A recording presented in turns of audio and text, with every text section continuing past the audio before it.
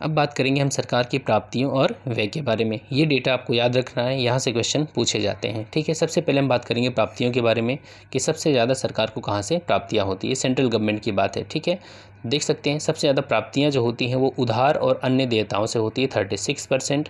उसके बाद आप यहाँ पर देख रहे हैं वस्तु और सेवा कर है, GST है 15%। इसके बाद यहाँ आप देखें तो आय कर दिख रहा है आपको 14%।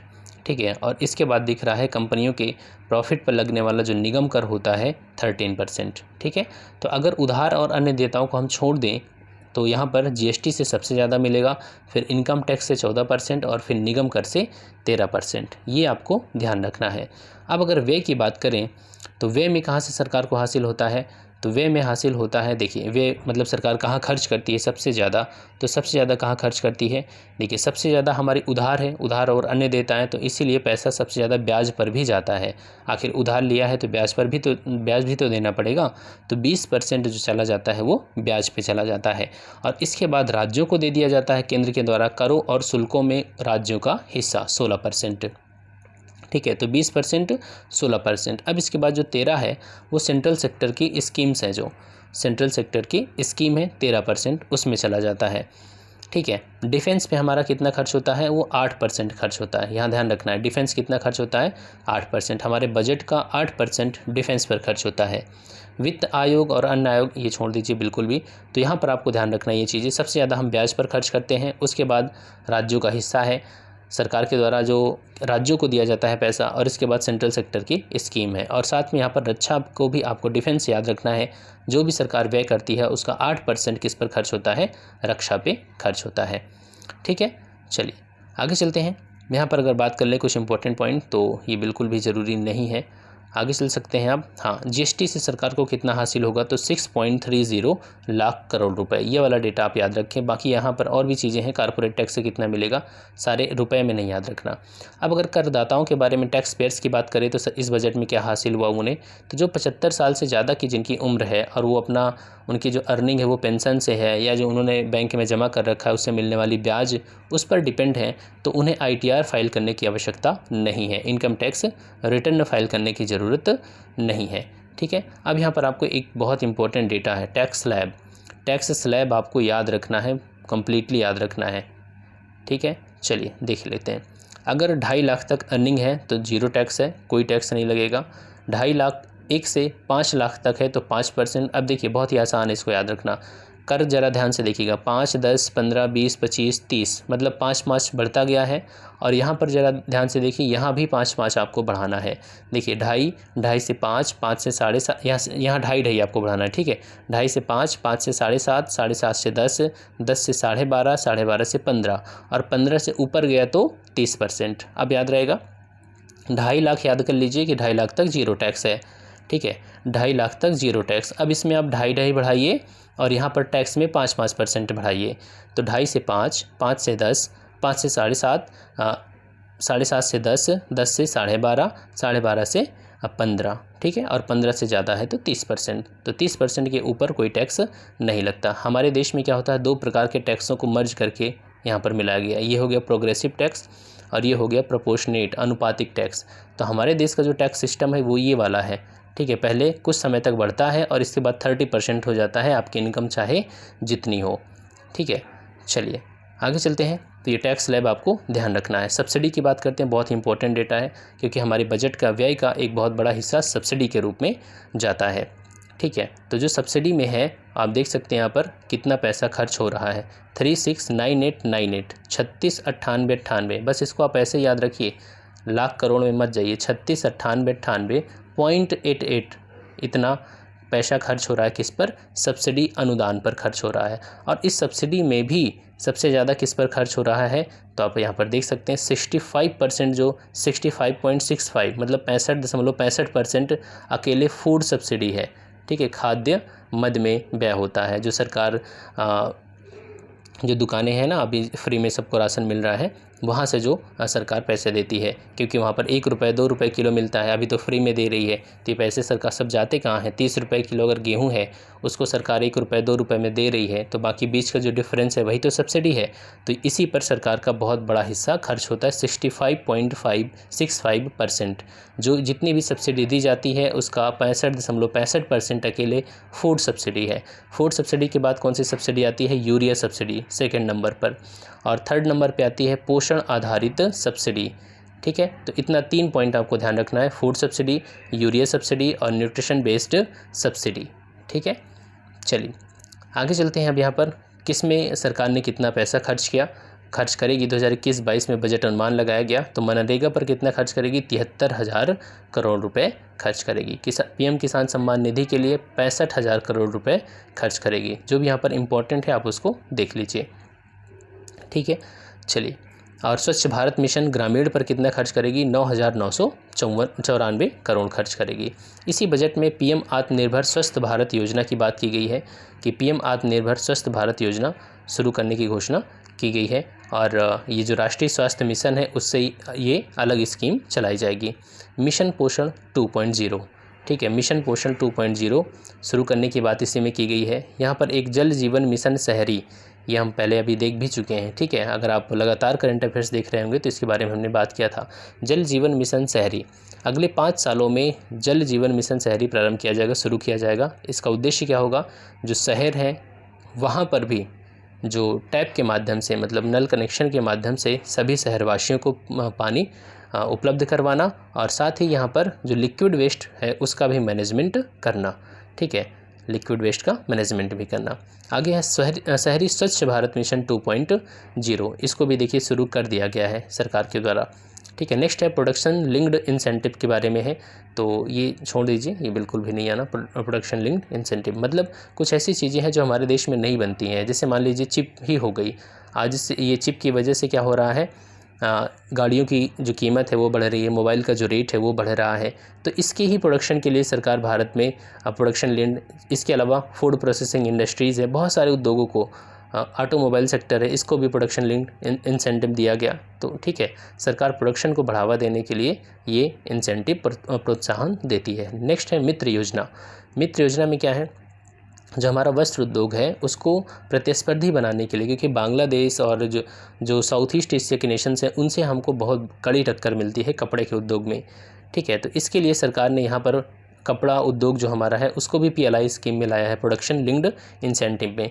और इसके अलावा मेगा इन्वेस्टमेंट टेक्सटाइल पार्क्स नामक योजना प्रारंभ की जाएगी, मित्र योजना।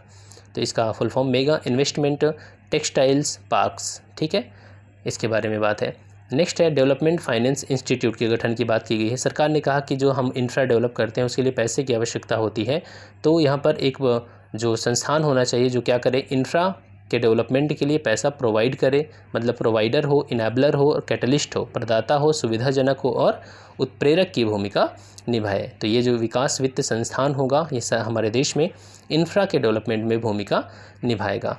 ठीक है, चलिए आगे चलते हैं। रेलवे की बात करें तो आप जानते हैं रेलवे के बजट को मर्ज कर दिया गया है, पहले भी हम देख चुके हैं एक वर्थ कमेटी वगैरह के बारे में। ठीक है, तो राष्ट्रीय रेल योजना 2030 तैयार की गई। इसका उद्देश्य क्या है कि जो फ्यूचर आ रहा है उसके लिए हमारा रेलवे तैयार हो फ्यूचर के लिए।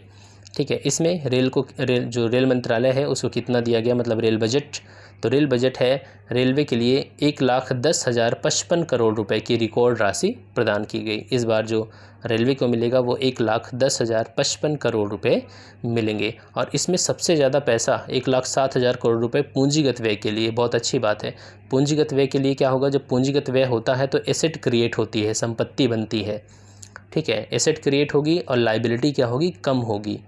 तो पूंजीगत व्यय करना अपने आप में अच्छा माना जाता है। यहाँ पर सीवीड के बारे में है। सीवीड को उत्पादन को बढ़ावा देने के लिए तमिलनाडु में एक मल्टीपर्पज़ सीवीड पार्क की भी स्थापना की जाएगी। ठीक है, सीवीड पार्क। अब बात करते हैं इकोनॉमिक सर्वे की। तो इकोनॉमिक सर्वे कब प्रस्तुत किया गया, 29 जनवरी 2021 को पहले इकोनॉमिक सर्वे प्रस्तुत किया जाता है, फिर 1 फरवरी 2021 को प्रस्तुत किया गया बजट। ठीक है, तो 29 जनवरी को इकोनॉमिक सर्वे। चलिए देख लेते हैं इसमें क्या क्या बातें बताई गई। इसमें कई सारी बातें हैं। सबसे इम्पॉर्टेंट पॉइंट यहाँ पर क्या है कि 2020-21 में हमारी जीडीपी ग्रोथ रेट कितनी रही, -7.7% रही। ठीक है, अब 2020-21 में निगेटिव में चली गई तो 2021-22 में जो डेटा आएगा हमारी जीडीपी का, थोड़ी इकोनॉमी तो ग्रो करेगी ही, क्योंकि अब सिचुएशन नॉर्मल हो रही है। साथ में यहाँ पर जो बेस है वो भी कम हो गया है। आप जब बेस से कंपेयर करोगे तो हमारी ग्रोथ रेट वैसे भी थोड़ी ज़्यादा लगेगी। ठीक है, तो यहाँ पर जो 2021-22 के लिए हमारे अनुमान है वो जीडीपी की वो 11% अनुमानित है, लेकिन अगर इसको नॉमिनल जीडीपी से कंपेयर करेंगे तो ये 15.4% हो जाएगी इस वाली जीडीपी से। जब -7.7 से 2021-22 में जितनी हमारी जीडीपी ग्रोथ रेट करेगी उससे तुलना करेंगे तो यहाँ पर ग्रो करेगी, तो उससे तुलना करने पर हमारी इकोनॉमी 15.4% से ग्रो करने का अनुमान है। ऐसा क्यों हुआ, यहाँ पर 11%, यहाँ पर 15%? ऐसा इसलिए क्योंकि यहाँ पर जो हमारा बेस हो गया वो क्या हो गया, कम हो गया। ठीक है, और जब कम बेस से हम तुलना करेंगे तो ग्रोथ तो ज़्यादा दिखेगी। ठीक है, बाकी इकोनॉमी भी ग्रो कर रही है, ऐसा नहीं कि केवल सारा प्रभाव इसका बेस का ही यहाँ पर है। ठीक है, चलिए आगे चलते हैं। वित्त वर्ष 2020-21 के लिए भारत जो है वो निवेश के लिए सबसे पसंदीदा स्थल रहा है। ठीक है, निवेश फिर भी हमारे देश में ज़्यादा हुआ। एफपीआई की बात करें, अगर केवल नवंबर महीने की बात करें तो $9.8 बिलियन रहा। अगर केवल महीने के संदर्भ को लें तो अब तक का ये सबसे ज़्यादा है कि नवंबर महीने में इतना ज़्यादा एफपीआई फॉरेन पोर्टफोलियो इन्वेस्टमेंट आया है। मतलब जो शेयर मार्केट वगैरह में इन्वेस्टमेंट होता है उसको एफपीआई बोला जाता है। ठीक है, चलिए अब यहाँ पर देख सकते हैं आप, सरकार ने कहा कि जब से सरकार सार्वजनिक स्वास्थ्य सेवा, मतलब जो सरकारी स्वास्थ्य सुविधाएं हैं उसमें जीडीपी का 1% से बढ़ाकर 2.5 से 3% हो गया, तो स्वास्थ्य पर जो लोग पहले अपना 65% खर्च करते थे, मतलब अपने आउट ऑफ पॉकेट व्यय होता था। एक तरीके से ध्यान रखना, सरकार ज़्यादातर अभी भी जो लोग हैं वो सरकारी सुविधाओं पे बहुत कम भरोसा करते हैं। गांव में जो हॉस्पिटल है तो बिल्डिंग नहीं है, बिल्डिंग है भी तो उसमें कोई डॉक्टर नहीं होता। ठीक है, डॉक्टर है भी तो दवा सबको कॉमन दे दी जाती है, मल्टीविटामिन्स दे दिया जाता है, आयरन की दवा दे दी जाती है, बीमारी कोई भी हो।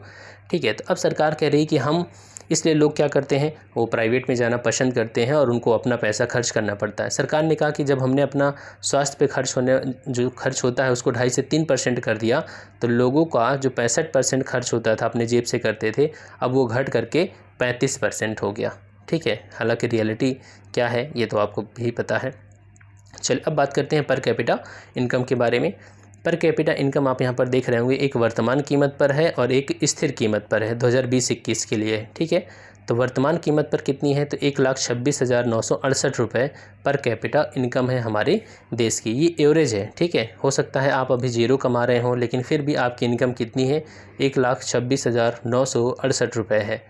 और यहाँ पर बात करें स्थिर कीमत पर तो ये है 86,456 रुपये, 86,456 रुपये। तो कोविड की वजह से यहाँ पर जो ग्रोथ रेट रही है पर कैपिटा इनकम में वो भी निगेटिव में रही है, -5.4% और यहाँ पर -8.9%। जब स्थिर कीमत पर आप निकालेंगे तो हमारी जो पर कैपिटा इनकम है उसमें ज़्यादा गिरावट देखने को मिली है। क्लियर। यहाँ पर जीवीए के बारे में है, ग्रॉस वैल्यू एडिशन के बारे में ध्यान रखना है। देखिए यहाँ पर ये डेटा हो सकता है आपको दिख ना रहा हो, लेकिन मैं बोल रहा हूँ। सर्विस सेक्टर का कितना रोल है जीवीए में, तो 54% है। कितना, 54% है। जब इकोनॉमी ग्रो करती है, कोई देश विकसित करता है, तो उसमें सर्विस सेक्टर का रोल बढ़ता जाता है। इंडस्ट्री का रोल कितना है, 26% है। और यहाँ पर जो एग्रीकल्चर है उसका रोल कितना है, 20% है। ठीक है, ध्यान रखना। तो एग्रीकल्चर 20%, उद्योग 26% और सर्विस सेक्टर 54%। ध्यान रखना, ये 2020-21 के लिए यहाँ पर रेशियो है, आपको ध्यान रखना है। चलिए बचत वगैरह ये मेंस के लिए टॉपिक होता है। आगे चलते हैं। प्रमुख फसलों के शीर्ष 3 उत्पादक राज्य। चावल, ये इकोनॉमिक सर्वे का डेटा है, ध्यान रखना है। चावल में पश्चिम बंगाल और यूपी, चावल पश्चिम बंगाल यूपी। गेहूँ में यूपी और एमपी। मक्का में कर्नाटक और मध्य प्रदेश। फर्स्ट और सेकंड की बात हो रही। मोटा अनाज में राजस्थान टॉप पर रहता है, ये हर साल से टॉप पर ही रहता है। राजस्थान और कर्नाटक सेकंड नंबर पे आता है। और यहाँ पर बात करें दाल वगैरह की, तो देखिए अरहर की बात करें तो कर्नाटक है। कुल दाल की बात करेंगे तो फिर से राजस्थान आ जाता है। तो मोटा अनाज हो, दाल हो, या राजस्थान यहाँ पर टॉप पर आता है। चने की बात करें तो ये राजस्थान में सबसे ज़्यादा होता है। लेकिन कुल खाद्यान्न की बात करेंगे तो इसमें यूपी और एमपी आते हैं। कुल खाद्यान्न, इसमें गेहूँ, चावल सब कुछ शामिल कर लिया जाता है। ठीक है, सरसों वगैरह तो राजस्थान में सबसे ज़्यादा होता है और सोयाबीन के मामले में एमपी। लेकिन अगर जब कुल तिलहन की बात करेंगे, देखिए कुल तिलहन है तब भी राजस्थान, कुल मोटा अनाज अभी हमने देखा था तब भी राजस्थान था, और कुल दाल की बात किए थे तब भी यहाँ पर राजस्थान, लेकिन कुल खाद्यान्न में यूपी है। ठीक है, ऐसे कंपेयर करके आप पढ़ लेंगे तो आपको याद रहेगा। ठीक है, गन्ने की बात करें तो गन्ना में उत्तर प्रदेश टॉप पर है और महाराष्ट्र सेकंड नंबर पर। कपास गुजरात में सबसे ज़्यादा होता है। जूट वगैरह तो ये पश्चिम बंगाल वाला इलाका रहेगा, पश्चिम बंगाल और बिहार। ठीक है, चलिए सबसे ज़्यादा हम आयात किन किन चीज़ों का करते हैं, तो सबसे ज़्यादा आयात हम पेट्रोलियम जो क्रूड ऑयल है उसका करते हैं, फिर पेट्रोलियम प्रोडक्ट्स का करते हैं, फिर स्वर्ण और फिर दूरसंचार उपकरण। तो यहाँ पर आपको 3 पॉइंट याद रखने हैं, पेट्रोलियम क्रूड, पेट्रोलियम प्रोडक्ट्स और यहाँ पर गोल्ड स्वर्ण का भी हम बहुत ज़्यादा आयात करते हैं और विदेशी मुद्रा का पेमेंट इससे करना पड़ता है। तो काफ़ी, हालांकि स्वर्ण के लिए जो चाहत इंडिया में है वो कभी कम होने वाली नहीं है। ठीक है, चलिए अब हम किन किन देशों से सबसे ज़्यादा आयात करते हैं, तो देख सकते हैं चाइना से सबसे ज़्यादा आयात है, ये तो सब जानते हैं। इसके बाद यूएसए आता है और फिर आता है यूएई, यूनाइटेड अरब एमिरेट्स। ठीक है, तो चीन, संयुक्त राज्य अमेरिका और संयुक्त अरब अमीरात और फिर हांगकांग। तो ये इन देशों से हम सबसे ज़्यादा आयात करते हैं। निर्यात की बात करें तो हम किन देशों को सबसे ज़्यादा निर्यात करते हैं, तो अमेरिका, चीन, संयुक्त अरब अमीरात यूएई को हम सबसे ज़्यादा निर्यात भी करते हैं, ध्यान रखना है। संयुक्त राज्य अमेरिका, चीन, अब यहाँ पर चीन पहले नंबर पर आ जाता है जब हम आयात की बात करते हैं, और अमेरिका दूसरे नंबर पर आ जाता है। और जब यहाँ पर हम निर्यात की बात करेंगे तो निर्यात में संयुक्त राज्य अमेरिका पहले नंबर पर और चीन दूसरे नंबर पर आ जाता है, और थर्ड नंबर पर संयुक्त अरब अमीरात बना है। यहाँ भी वो थर्ड नंबर पर था और यहाँ भी थर्ड नंबर पर है, निर्यात में भी आयात में भी। ठीक है, किन किन चीज़ों का हम निर्यात करते हैं, तो देख सकते हैं पेट्रोलियम प्रोडक्ट का, क्रूड ऑयल मंगाते हैं, फिर उससे हम पेट्रोलियम प्रोडक्ट बनाते हैं और फिर उसको हम एक्सपोर्ट कर देते हैं। इसके बाद बायोलॉजिकल्स है, ठीक है, औषधि निर्माण, जैविक, ये चीज़ें। और थर्ड नंबर पे आता है मोती, बहुमूल्य, अर्ध बहुमूल्य पत्थर, रॉ मटेरियल्स हम बाहर से मंगवाते हैं, कच्चा हीरा, ठीक है, ये सब चीज़ें, फिर हम उसको उसमें वैल्यू एडिशन करते हैं और फिर इसको हम बेच देते हैं। तो मोती, बहुमूल्य, अर्ध बहुमूल्य पत्थर, लौह और इस्पात, 3 आप याद रखिए यहाँ पर, पेट्रोलियम प्रोडक्ट्स, फिर है बायोलॉजिकल्स और थर्ड है मोती, बहुमूल्य, अर्ध बहुमूल्य पत्थर। क्लियर। अब इसके बाद शुरू होता है उत्तर प्रदेश का बजट, लेकिन उत्तर प्रदेश का बजट और उत्तर प्रदेश का इकोनॉमिक सर्वे वो हम एक वीडियो में देख लेंगे, ठीक है, जो हमारा नेक्स्ट वीडियो होगा। Thanks for watching, keep smiling.